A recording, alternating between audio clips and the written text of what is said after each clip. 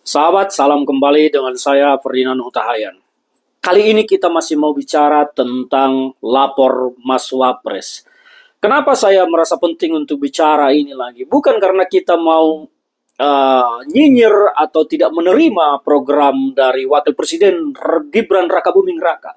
Tetapi semata-mata karena kita tidak ingin pejabat negara kita, apalagi sekelas Wakil Presiden, hanya bekerja melakukan gimmick-gimmick belaka tetapi tidak berguna dan tidak bermanfaat. Salah satunya program yang diluncurkan oleh Wakil Presiden ini tentang lapor Mas Wapres perlu kita bahas supaya publik jangan tertipu oleh gimmick-gimmick dan pencitraan yang dilakukan oleh para pejabat negara kita. Ini menjadi penting sekali. Itulah alasan kenapa kita harus membahas ini lagi.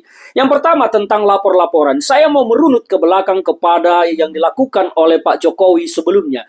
Ketika Jokowi menjadi gubernur DKI Jakarta, Jokowi bahkan pernah juga menyebar nomor handphonenya kepada publik masyarakat Jakarta dan berkata silakan lapor ke saya.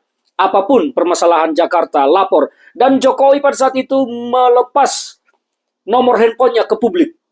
Dan akhirnya nomor handphone Jokowi diserbu oleh laporan yang akhirnya membuat masalah sendiri. Handphonenya akhirnya hang, tidak bisa menerima laporan lagi dan setelah itu hilang. Entah apa yang dilakukan, tindak lanjut setelah itu tidak ada lagi. Akhirnya kesimpulan, pada saat Jokowi menjadi gubernur, menyebar nomor handphone itu hanya gimmick belaka karena setelah hang tidak ada tindak lanjut apa-apa. Yang kedua, ketika Jokowi menjadi presiden, Jokowi juga meluncurkan program lapor presiden yang dibuat di dalam aplikasi melalui aplikasi laporpresiden.org. Tapi sampai saat ini, sampai Jokowi lengser dari kursi kepresidenan, kita tidak pernah mendengar sebuah laporan masyarakat yang kemudian dipublikasi melalui laporpresiden.org itu telah dituntaskan dan dikerjakan oleh presiden. Kita tidak pernah mendengar berita tentang itu di media-media kita. Kita tidak pernah mendengar dan mendapat informasi bahwa ada laporan masyarakat yang masuk melalui laporpresiden.org dan telah diselesaikan presiden dengan langkah berikut blak blak blak 1 2 3. Tidak pernah kita mendengar itu. Akhirnya apa? Lapor presiden itu kembali hanya menjadi gimmick belaka karena tidak pernah ada realisasi yang kita lihat di tengah publik. Nah, sekarang Gibran Rakabuming Raka meniru bapaknya meluncurkan lapor Mas Wapres, menyebar sebuah nomor yang disebar secara nasional untuk menampung laporan masyarakat dan membuka gerai di depan kantor wakil presiden menerima kedatangan masyarakat untuk melaporkan berbagai banyak hal. Saya tidak tahu berapa banyak kemarin pesan yang masuk laporan ke nomor yang telah disebar tersebut karena tidak ada informasi sampai sekarang berapa banyak pesan yang masuk ke nomor yang disebar oleh lapor Mas Wapres yang menjadi sifatnya laporan.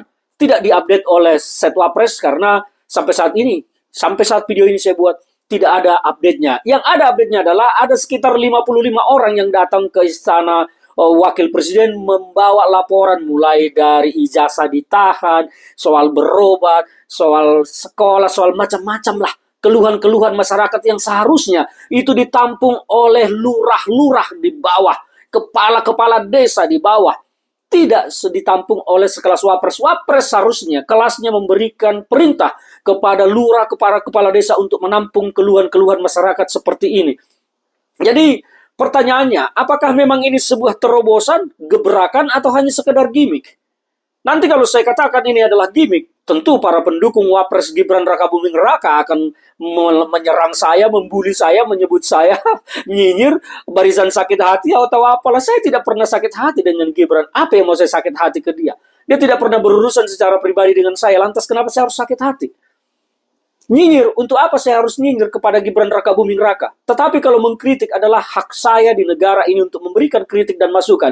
Karena apa? Saya ingin tidak ada satupun pejabat kita yang bekerja hanya dengan gimmick-gimmick belaka, sementara dia dibayar mahal oleh negara, oleh uang rakyat, uang pajak rakyat, tetapi hanya melakukan sebuah gerakan-gerakan politik yang sifatnya gimmick untuk kepentingan politik pribadinya.